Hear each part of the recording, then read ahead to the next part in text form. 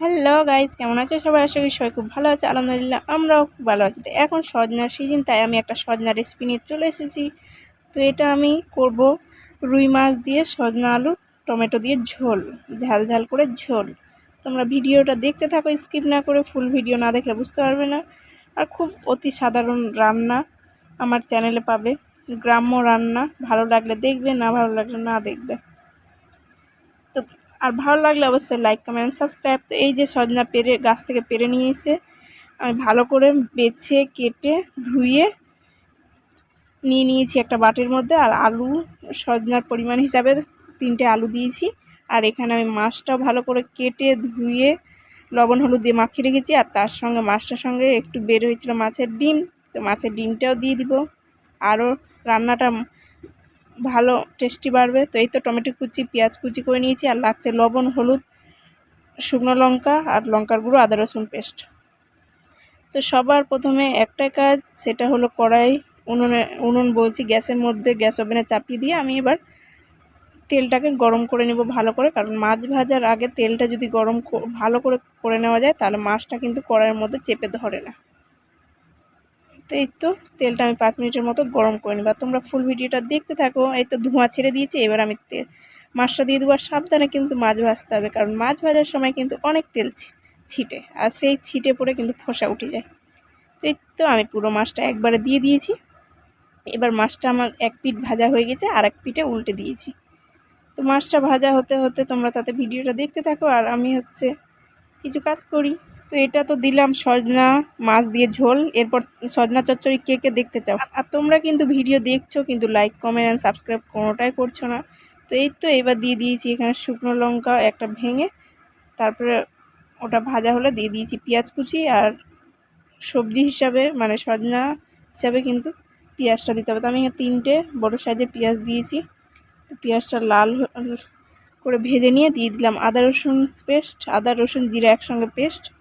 তো এই তো আদা রসুনের গন্ধটা যতক্ষণ না যায় ততক্ষণ আমি ভালো করে ভেজে নিব। তারপর দিয়ে দেবো কেটে রাখা টমেটো কুচি। আর আমি কিন্তু খুব স্ট্রাগল করে ভিডিও করি, কারণ আমার কোনো স্ট্যাম্প বা কোনো কিছু নেই, বা ধরার কেউ নেই। তো খুব কষ্ট করে ভিডিও করি। তো তোমরা একটু প্লিজ সাপোর্ট করো। তো লবণ হলুদ আর কাশ্মীরি লঙ্কার গুঁড়ো দিয়ে দিলাম। তারপরে মশলাটা ভালো করে কষিয়ে নিব। আর যেহেতু এটা সজনা আলু মাছ দিয়ে ঝোল, তার জন্য এখানে বেশি মশলা ব্যবহার করব না। আর একটু ধনে গুঁড়ো, একটু জিরে গুঁড়ো, ব্যাস আমার মশলা শেষ। এবার আমি কেটে রাখা ধুয়ে রাখা সজনা আলুটা দিয়ে দিব। মশলাটা ভালো করে কষিয়ে নিয়েছি। এবার এটাকে ভালো করে কষিয়ে নিব। তো কে কে দেখতে চাও সর্ষে বাটা দিয়ে সজনা চচ্চড়ি? তো তোমরা প্লিজ কমেন্ট করে জানাবে। আমি কিন্তু কোনো ইউটিউবে ভিডিও দেখে আমি যেটা পারি, যেটা করি, নিজের ইচ্ছাতে নিজের মনের মতো করে করি। তো এই তো তেল ছেড়ে দিয়েছে আমার সজনা আলুটা। এবার এটাকে ভালো করে 7-8 মিনিটের মতো কষিয়ে নিব। তারপরে জল দিয়ে হালকা হালকা করে জল দিব।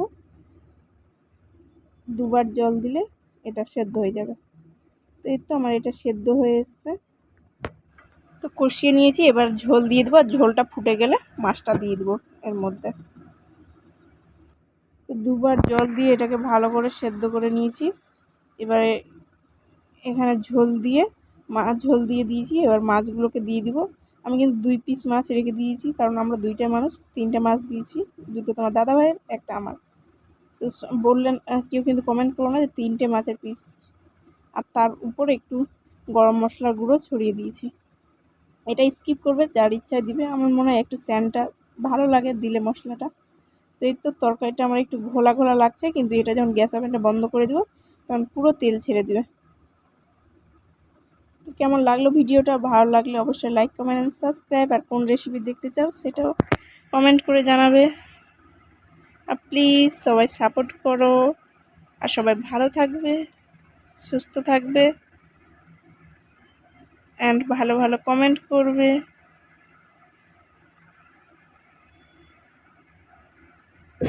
আল্লাহ হাফেজ।